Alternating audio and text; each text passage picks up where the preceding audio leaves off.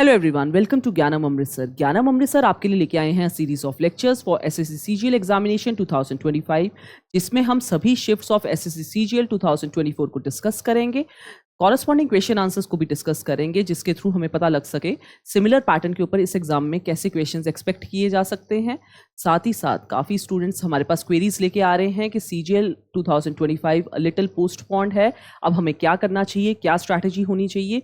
तो हमारी रिक्वेस्ट है सभी एस्पिरेंट्स से कि अपनी प्रिपरेशन को और ब्राइट और स्ट्रॉन्ग बनाने के लिए इस एक्स्ट्रा समय को आप इस्तेमाल करें और बिल्कुल भी डीमोटिवेट फील ना करें। ये एक्स्ट्रा समय आप लेके चलें कि आपके लिए ही बनाया गया है, सो दैट आप और रिवीजन कर पाएँ और स्ट्रांगली एग्जामिनेशन को क्रैक कर पाएँ। स्टार्ट करते हैं हम पार्ट 6 ऑफ द सीरीज के साथ। फर्स्ट क्वेश्चन कहता है, Rudrasena II of which of the following dynasties married Prabhavati Gupta the daughter of Chandragupta II of the Gupta dynasty. तो इसमें कुछ चीज़ें तो दे रखी हैं और उन्होंने पूछा क्या है, इन्होंने रुद्रसेना II की डायनेस्टी के बारे में आपसे पूछा है और वो बता रहे हैं साथ ही साथ कि प्रभावाटी गुप्ता जो है वो चंद्रगुप्त II की डॉटर की मैरिज हुई थी रुद्रसेना के साथ। तो यहाँ पे आपका आंसर बनता है रुद्रसेना II वकाटक डायनेस्टी के राजा थे। Vakataka dynasty will be the answer. कहीं ना कहीं प्रभावाटी गुप्ता जो हैं ये आगे जाके वकाटक डायनेस्टी के एक रीएजेंट भी बनेंगे जब रुद्रसेना II की डेथ हो जाएगी। तो ध्यान रखें, वकाटक डायनेस्टी की कुछ डिटेल्स भी मैंने यहाँ पे आपको दी हैं। विंध्य शक्ति के द्वारा ये डायनेस्टी स्टार्ट की गई और आगे जाके रुद्रसेना II जो पृथ्वी सेना I के बेटे हैं, उनकी मैरिज प्रभावाटी गुप्ता के साथ होगी जो चंद्रगुप्त II की डॉटर हैं। रुद्रसेना II की डेथ के बाद जो रिएजेंट बनेंगी थ्रोन की रिएजेंट फॉर 20 ईयर्स वो प्रभावाटी गुप्ता है और कहीं ना कहीं गुप्ता डायनेस्टी का भी इन्फ्लुएंस रहेगा, इसका मतलब इस 20 ईयर्स के अंदर upon Vakataka dynasty. Next question, Madhuri Barthwal, a folk singer and Padmashri 2022 awardee, belongs to which of the following states of India. तो ध्यान रखें, पद्मा अवार्ड्स आपको जरूर याद रखने हैं। एसएससी एग्जामिनेशन पद्मा अवार्ड्स के ऊपर बहुत से क्वेश्चन पूछता है, भारत रत्न के ऊपर बहुत से क्वेश्चन पूछते हैं। तो पद्मा अवार्ड्स के अंदर ये पर्सन माधुरी बर्थवाल जी कौन सी स्टेट को बिलोंग करती हैं, वो उत्तराखंड को बिलोंग करती हैं। आपने करंट पद्मा अवार्ड्स को भी रिवाइज करके जाना है फॉर द एग्जामिनेशन। नेक्स्ट देखें, विच of the following options is the legislative organ of the union government. Union government का लेजिस्लेटिव ऑर्गन आपका जो है that is parliament. Legislative organ होता क्या है, it is law making. Law जहां बनता है, हमें पता है सेंटर में लॉ जो है वो पार्लियामेंट में बनता है, तो आपका आंसर आना चाहिए पार्लियामेंट। नेक्स्ट देखें, विच of the following elements is a metalloid. Metalloid क्या रहता है, मेटलॉइड एक ऐसी चीज है जिसमें कुछ प्रॉपर्टीज मेटल्स की और कुछ प्रॉपर्टीज नॉन मेटल्स की रहेंगी। तो हम ऑप्शंस देखना स्टार्ट करते हैं। आयरन तो बहुत ही स्ट्रॉन्ग मेटल है, तो ये तो मेटल हो गया, मेटलॉइड नहीं है। ऑक्सीजन जो है वो एक नॉन मेटल है। सोडियम बहुत ही स्ट्रॉन्ग मेटल है, तो आपका आंसर बनता है silicon. Silicon is a metalloid. Silicon और उसी जैसे बोरॉन, सिलिकॉन, आर्सेनिक, एंटीमनी, ये फेमस मेटलॉइड्स हैं। मेटलॉइड्स का अर्थ जैसे मैंने आपको बताया, कुछ प्रॉपर्टीज मेटल्स की, कुछ प्रॉपर्टी नॉन मेटल्स की। तो आपको इस प्रकार से कुछ फेमस मेटलॉइड्स को भी ध्यान में रखना है फॉर द एग्जामिनेशन। नेक्स्ट देखें, which country has the republic feature of the Indian constitution been borrowed from. Republic feature कहाँ से हमने बोरो किया है, तो जब आप हमारे डिटेल्ड लेक्चर्स को अगर आपने कभी देखेंगे तो आपको हम बहुत ही अच्छे तरीके से सोर्सेज ऑफ द कॉन्स्टिट्यूशन कराते हैं और सोर्सेज ऑफ द कॉन्स्टिट्यूशन के अंदर रिपब्लिक फीचर हमने किया है फ्रेंच कॉन्स्टिट्यूशन से हमने बोरो किया है इंडिया ने। तो इंडिया ने फ्रेंच कॉन्स्टिट्यूशन से रिपब्लिक फीचर बोरो किया है, फ्रांस से बोरो किया हुआ है। नेक्स्ट देखें, which of the following states has declared a social security scheme for registered newspaper hawkers in the state in 2021, considering the losses they faced during the pandemic and they are a part of the unorganized sector। तो ये ध्यान रखें, एक बहुत ही अच्छी scheme introduce की गई थी by Orissa government. Orissa government ने एक ऐसी स्कीम इंट्रोड्यूस की for the newspaper hawkers. Newspaper hawkers यानी कि जो स्ट्रीट्स पे न्यूज़पेपर सेल करते हैं, बिकॉज पेंडेमिक कंडीशंस में उन्होंने बहुत से लॉसेस फेस किए उनको, और वो अनऑर्गेनाइज सेक्टर को बिलोंग करते हैं, तो उन्हें काफ़ी ज़्यादा हिट लगा होगा पेंडेमिक कंडीशंस का। तो उनके लिए एक स्कीम इंट्रोड्यूस की गई थी, सोशल सिक्योरिटी स्कीम। उड़ीसा यहाँ पे आपका आंसर रहेगा। नेक्स्ट देखें, Which of the following is the main cause of land degradation in Jharkhand and Chhattisgarh. Jharkhand और छत्तीसगढ़ के अंदर लैंड डिग्रेडेशन का मतलब है लैंड खराब होने का रीजन क्या बन रहा है, यानी कि वो फर्टाइल लैंड से खराब हो रहा है, तो उसका रीजन बनता है माइनिंग। छत्तीसगढ़ और झारखंड जैसे आपको पता है दोनों जगहें ऐसी हैं जहाँ पे माइनिंग काफी एक्सेसिव रहती है। माइनिंग की वजह से डिफॉरेस्टेशन कॉज हो जाती है और डिफॉरेस्टेशन आगे जाके लैंड को डिग्रेड खराब कर देता है एक प्रकार से। तो यहाँ पे आपका रीजन आना चाहिए डिफॉरेस्टेशन ड्यू टू माइनिंग। तो यहाँ पे मेजर रीजन जो है लैंड का खराब होने का in the Jharkhand and Chhattisgarh area, that is mining.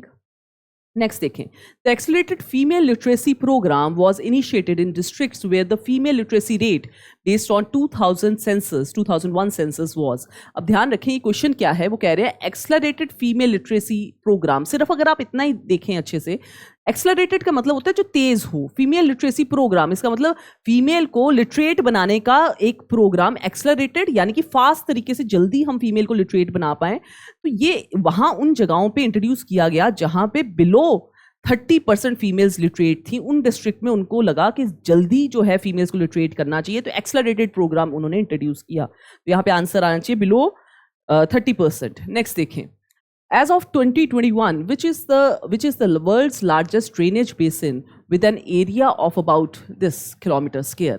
अब ध्यान रखें 2021 के डाटा के अकॉर्डिंगली भी यहाँ पे आंसर जो आएगा वही सेम आंसर आज के अकॉर्डिंगली भी है। यहाँ पे आपका आंसर बनता है Amazon basin. Amazon basin is the world's largest drainage basin. तो ये आज के 2025 के अकॉर्डिंगली भी अमेजॉन बेसिन ही बनेगा जो कि वर्ल्ड का लार्जेस्ट ड्रेनेज बेसिन है। तो यहाँ पे ये कहाँ पे स्थित है, ये कहाँ पे लोकेटेड है, नॉर्दर्न साउथ अमेरिका के अंदर ये अमेजॉन बेसिन लोकेटेड है। नेक्स्ट देखें, national sports university is situated in, national sports university Manipur के अंदर सिचुएटेड है, मणिपुर के अंदर। तो आपको कुछ नेशनल लेवल की जो चीज़ें हैं उनके कहाँ पे सिचुएटेड है वो आपको डेफिनेटली आना चाहिए फॉर द एग्जामिनेशन पर्पस। कुछ हेडक्वार्टर्स भी नेशनल लेवल की कोई इंस्टीट्यूशंस हैं उनके हेडक्वार्टर्स भी आपको ज़रूर आने चाहिए। तो यहाँ पे आपका आंसर है Manipur, Manipur is the answer. Next देखते हैं, Which of the following characteristic is not of aves? Aves actual में बर्ड्स को भी कहा जाता है, बर्ड्स को एव्स भी कहा जाता है। तो वो कह रहे हैं कौन सा कैरेक्टरिस्टिक बर्ड्स का नहीं है, नहीं है। तो यहाँ पे ध्यान रखें 4 चैम्बर्ड हार्ट उनका रहता है। They give birth to young ones, ये गलत हो जाता है। तो आपने मैक्सिमम तौर पे बर्ड्स देखी होंगी वो एग्स ले करते हैं ना कि यंग वंस। यंग वंस वाला जो फीचर है वो मैमल्स के लिए रहता है, बर्ड्स के लिए नहीं रहता, विद एन एक्सेप्शंस। नेक्स्ट देखें, these are warm blooded. Warm blooded definitely वो रहती हैं, birds and mammals both are warm blooded animals. They breathe through lungs, birds and as well as mammals both breathe through lungs. तो ये आपका answer ये गलत है, वो ले एग्स करती हैं, यंग वंस को बर्थ नहीं देते। नेक्स्ट देखेंगे, यहाँ पे कुछ मेजर डिफरेंसेस हमने दे दिए हैं बर्ड्स और मैमल्स के बीच। बर्ड्स को आप एव्स भी कह सकते हो, क्वेश्चन में एव्स दिया था तो आपको एव्स भी पता होना चाहिए, बर्ड्स के इक्विवेलेंट होता है। फॉर एग्जांपल, बर्ड्स ले hard shelled eggs and mammal mostly ले लाइव बर्थ, यंग वंस को बर्थ देने वाले जो होते हैं दैट इज मैमल्स। नेक्स्ट देखेंगे, ये भी आपके एग्जामिनेशन में आ सकता है। नेक्स्ट एग्जामिनेशन में, birds have light weighted hollow bones, तो इनकी बोन्स काफी हॉलो होती हैं जो उनको हेल्प करती है फ्लाइट के लिए। और मैमल्स की बोन्स होती है डेंस और सॉलिड बोन्स होती हैं। Birds and mammals both are warm blooded animals, ये अभी हमने बात की है। तो इस तरह के आपको क्वेश्चंस आ सकते हैं, डिफरेंसेस आ सकते हैं।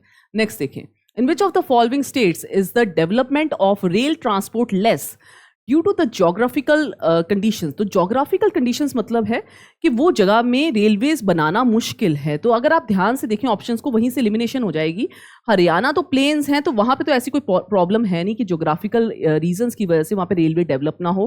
बिहार और यूपी भी प्लेन एरिया है, यूपी में तो रेल नेटवर्क सबसे ज़्यादा है हमारी कंट्री में। तो आपका आंसर बनता है सिक्किम, आपका आंसर बनता है सिक्किम, बिकॉज वही ऐसी जगह है जो जोग्राफिकल कंस्ट्रेंट की वजह से वहाँ पे रेल कम डेवलप्ड है। तो आपका आंसर रहेगा सिक्किम। नेक्स्ट देखें, विच of the following books is incorrectly paired with the respective author. Incorrectly paired वाला देखना है आपने। हिंद स्वराज तो आपको सबको पता है, महात्मा गांधी के द्वारा बहुत ही फेमस बुक है।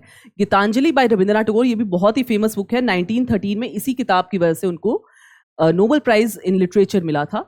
The discovery of India Subhash Chandra Bose, ये गलत है। Discovery of India Jawaharlal Nehru की बहुत ही फेमस बुक है। तो क्वेश्चन इजी है ये वाला। नेक्स्ट देखें, why I am an atheist, बहुत ही famous book of Bhagat Singh. तो आपका आंसर यहाँ पे बनता है कौन सा खराब या फिर इनकरेक्ट पेयर है, that is the discovery of India.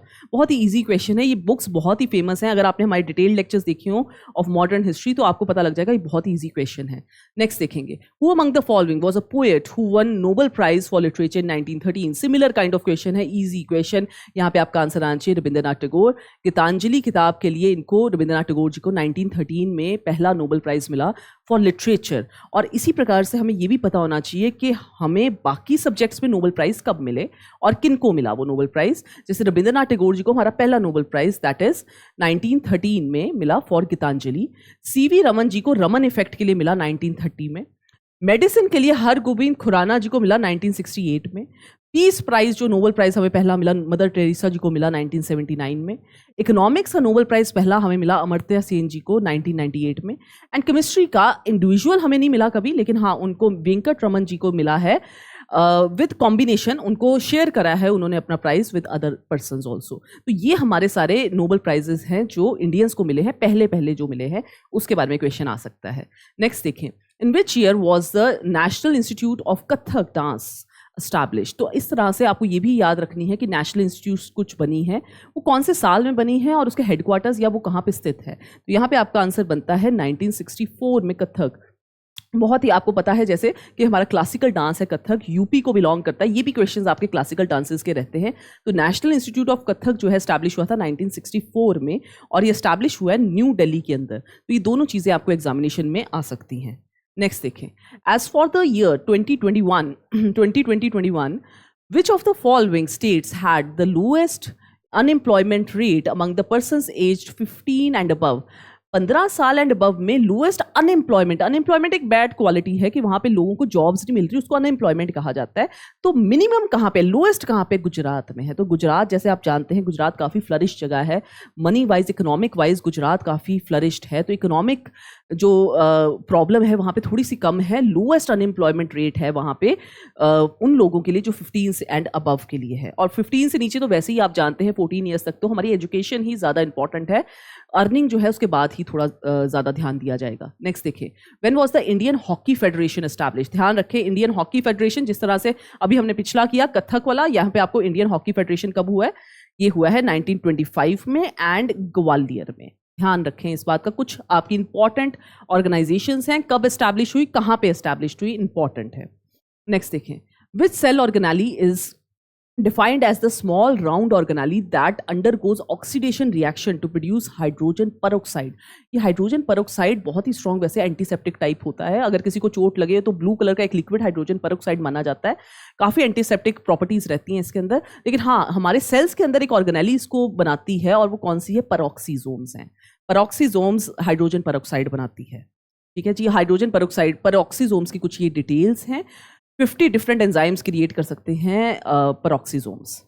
Next देखें, the cause of a redox reaction. Redox reaction हमने काफ़ी बार पिछले भी स्लाइड्स के अंदर किया होगा आपके साथ। रिडॉक्स रिएक्शन हमारा केमिस्ट्री का एक इंपॉर्टेंट पार्ट रहता है, इसमें transfer of electrons between the two reactants answer रहेगा आपका, transfer of electrons between the two reactants. Next देखें, Sangken very important is a festival celebrated in Arunachal Pradesh by people of which of the following religion. तो Buddhism के लोग जो हैं, खास करके थेरावादा क्लैन के जो लोग हैं, वो संकेन फेस्टिवल सेलिब्रेट करते हैं। एक प्रकार का न्यू ईयर सेलिब्रेशन टाइप होता है जिसमें वाटर स्प्लैश करना होता है एक दूसरे के ऊपर, इस प्रकार का एक फेस्टिवल होता है, बड़ा ही अच्छा फेस्टिवल है। और साथ ही साथ इसमें क्या माना जाता है, it symbolise cleansing and renewal for the next year. अगर लेट्स से कोई न्यू ईयर की तरफ जा रहे हैं तो वो कहते हैं कि वाटर स्प्लैश करने से क्लेंजिंग और रिन्यूअल हो जाएगा फॉर द नेक्स्ट ईयर, आप दोबारा एक प्रकार से क्लीन हो जाएंगे for the upcoming year. Next देखें, which group of people will be benefited by the Mukhya Mantri सुख आश्रय योजना अप्रूव्ड बाय। तो देखिए नाम से ही आपको थोड़ा आइडिया रहेगा, मुख्यमंत्री सुख आश्रय, आश्रय का मतलब होता है एक प्रकार का shelter, approved by the Himachal Pradesh. तो यहाँ पे ऑप्शंस देख लेते हैं, students and teachers, orphan, specially abled children, destitute womens and senior citizen. तो कहीं ना कहीं आश्रय एक शेल्टर जो है वो इनको ही रिक्वायर्ड रहेगा अमंग ऑल द अदर्स। ज़्यादा में से सबसे ज़्यादा शेल्टर की requirement orphans, specially abled children, destitute womens, इनको ही चाहिए होगा। तो ये आपको नाम से अंदाज़ा हो जाएगा कि कौन सी स्कीम होनी चाहिए। नेक्स्ट देखें, what is the aim of PM Ujjwala 2 Yojana launched in अगस्त 2021। तो यहाँ पे आपका आंसर रहेगा 10 million LPG connections will be provided to the beneficiary. ये आपका आंसर रहेगा, 10 मिलियन लोगों को LPG कनेक्शंस प्रोवाइड करना। उज्ज्वला से भी आप अंदाज़ा लगा सकते हैं, ये LPG के लिए करेक्ट है। नेक्स्ट देखें, MG music awards is presented annually by which of the following states. MG music award जो है दिस इज नॉर्थ ईस्ट की एक जगह है नागालैंड, उनके द्वारा ये क्रिएट किया गया हुआ अवार्ड है, इंपॉर्टेंट। नेक्स्ट देखें, if assets of a bank are greater than the liabilities it will be recorded as net. अगर एसेट्स ज़्यादा हैं और लाइबिलिटीज से तो it is a better condition for the company and it is known as net है वो उस company की। नेक्स्ट देखें, Which of the following departments of Delhi सल्तनत was recognized by the Balban? तो बलबान की तरफ से जो रिकॉग्नाइज किया गया था एक डिपार्टमेंट, दैट वाज दीवान अर्ज। ये एक मिलिट्री डिपार्टमेंट था। It is very important. कुछ अगर मिडीवल हिस्ट्री में से कोई डिफिकल्ट क्वेश्चन या कोई अच्छा क्वेश्चन माना जा सकता है तो वो इन डिपार्टमेंट्स के ऊपर आ जाता है कई बार। दीवान विजारत, जैसे कि दीवान विजारत रेवेन्यू और फाइनेंस का डिपार्टमेंट है। दीवान अर्ज अभी बात हुई है उसकी, मिलिट्री डिपार्टमेंट है। हम अपने डिटेल्ड मिडीवल हिस्ट्री के लेक्चर में ये डेफिनेटली करवाते हैं स्टूडेंट्स को। तो बलबान ने ये क्रिएट किया था दीवान अर्ज अपने समय के अंदर, और ये मिलिट्री डिपार्टमेंट है। ये भी क्वेश्चन आता है ये डिपार्टमेंट है किस चीज़ का, बिकॉज हो सकता है आपको वर्ड से समझना है। दीवान रिजालत ये फॉरेन अफेयर्स का डिपार्टमेंट है। ये अलाउद्दीन खलजी के समय पे स्टार्ट हुआ। दीवान खैरात अनुबाद डिपार्टमेंट, दारुल शिफा, ये 3 डिपार्टमेंट फिरोज शाह तुगलक के समय पे स्टार्ट हुए। चैरिटेबल डिपार्टमेंट्स हैं। इसकी डिटेल भी आपको हमारे मिडीवल हिस्ट्री का अगर आप लेक्चर कभी लगाएं तो आपको डिटेल इसकी हम करवाते हैं अच्छे से। नेक्स्ट देखें, दीवान कोही। कोही वर्ड ये पंजाब के एग्जामिनेशन में भी आता है, सेंटर के एग्जामिनेशन में भी आता है। एग्रीकल्चर डिपार्टमेंट और मोहम्मद बिन तुगलक जी के द्वारा स्टार्ट किया गया। और लास्ट आ जाता है दीवान इंशा। दीवान इंशा रॉयल कॉरेस्पॉन्डेंस का डिपार्टमेंट है। लेटेस्ट एक एग्जामिनेशन में ये भी क्वेश्चन आया था कि दीवान इंशा को हेड कौन करता है, तो दबीर खास आंसर आता है उसके अंदर। तो ये दोनों प्रकार से क्वेश्चन आपको आ सकते हैं। ये डिपार्टमेंट जो है ये मेजर पार्ट रहता है अगर आप मिडीवल हिस्ट्री के जब कर रहे होंगे। ठीक है जी, आज के लिए हम यहीं पे कंप्लीट करते हैं। हमारी कोशिश रहेगी कि हम 36 कंप्लीट सेट्स आपके साथ शेयर करें, साथ ही में कॉरेस्पॉन्डिंग क्वेश्चन आंसर्स आपके साथ शेयर करें, तो आपकी तैयारी जो है बहुत ही अच्छे लेवल की होती रहे। Thank you very much.